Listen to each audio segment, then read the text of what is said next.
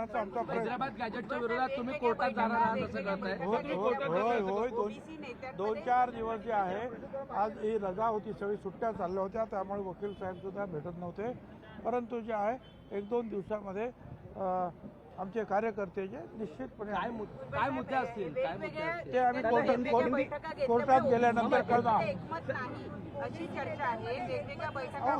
सगळ्या समाज आमचे जे आहेत ना 374 जाती आहेत ओबीसी मध्ये, एक मराठा जात एकच आहे आमच्याकडे. 374 जाती आहेत, तर प्रत्येकाचे जे काही काही वेगवेगळे नेते आहेत कोण कोण चालू द्या, परंतु सगळ्यांचा उद्देश हाच आहे की ओबीसीचं आरक्षण कमी होता कामा.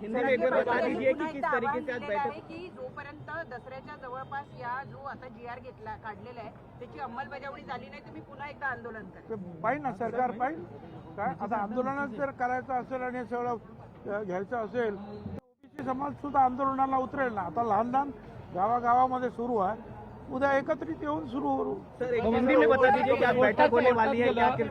बैठक होगी और क्या? देखिए ओबीसी समाज के जो है 374 जनजातीय है और दूसरी जो सारे जो अलग अलग कास्ट है, अलग अलग संगठनाएं हैं, तो सब लोग जो है कोई मोर्चे निकल रहा है, कोई जो है भूख हड़ताल कर रहा है, कोई कुछ कर रहा है, मगर सबका एक ही जो है मांग है कि ओबीसी को दबाया न जाए। ओबीसी में दूसरे जो है बड़े कोई घटक जो है जिनको हाईकोर्ट ने नकारा है, जिनको सुप्रीम कोर्ट ने नकारा है, ओबीसी आयोग ने नकारा है, उनको ओबीसी में जगह नहीं देनी चाहिए। इसके ऊपर सब लोग एक है।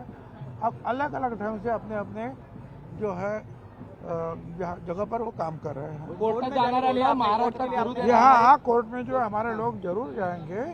अब जो है वकालत की जो वकील लोग हैं 2-4 दिन जो आज छुट्टियाँ थी, बातचीत चल रही है और जाएंगे। कोर्टात जाणाऱ्यांना महाराष्ट्रात फिरू देणार नाही असं जरांगे पाटील म्हणतात. हाँ भाई ठीक है। अब वो तो जो है तो अभी त्यांनी जे आहे महाराष्ट्र विकतच घेतला की काय केलं काय देवाला माहिती नाही, काय सगळं राज्य त्याचंच काय बघू आम्ही काय करायचं. आम्ही विश्वासात घेतलं होतं असे नेत्यांचं म्हणणं नाही.